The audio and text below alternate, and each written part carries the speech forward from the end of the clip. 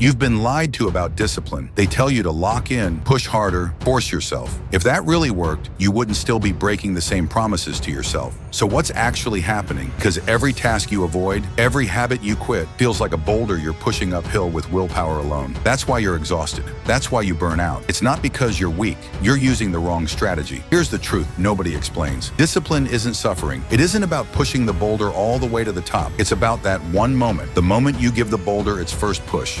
That's all you need. Miss that moment and everything feels impossible. Win that moment and momentum does the rest. It's applying force at the right time, so progress starts to feel downhill. In this video, I'll give you 5 simple, practical ways to use discipline correctly, so you stop quitting, stop fighting yourself, and finally follow through. 1.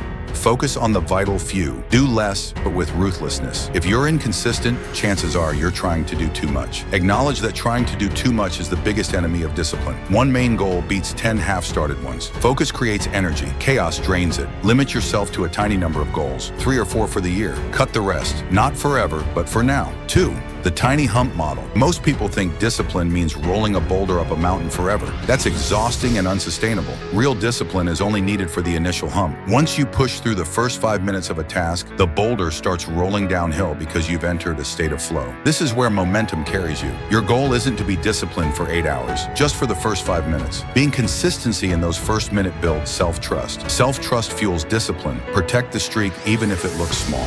3.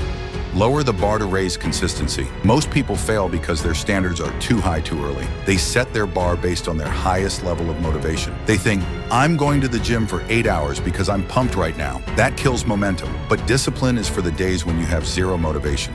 Take for a moment the high bar.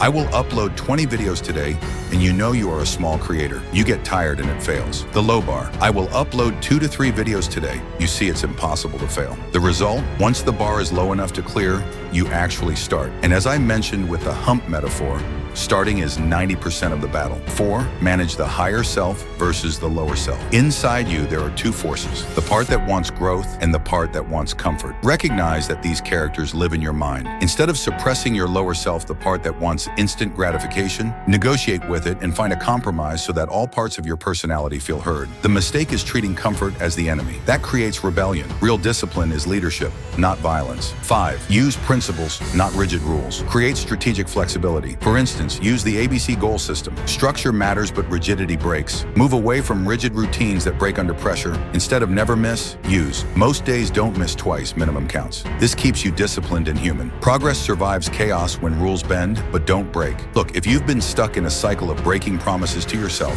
I want you to know that you aren't broken and you aren't lazy. You've probably just been trying to roll a boulder that's too heavy up a hill that's too steep. Self-discipline isn't about becoming a robot. It's about becoming a better friend to yourself. It's about building a life where your higher self and your lower self finally stop fighting and start working together. It's okay if your progress is small today. A win is a win, no matter how tiny the bar was. Let's start a low bar movement in the comments right now. Tell me one tiny thing you are committing to tomorrow, something so easy it's impossible to fail. I'll be jumping in to reply and encourage as many of you as I can. And if you're ready to stop just watching and start actually transforming, hit that subscribe button. Let's stop the all talk phase and move into action together. I'll see you in the next video.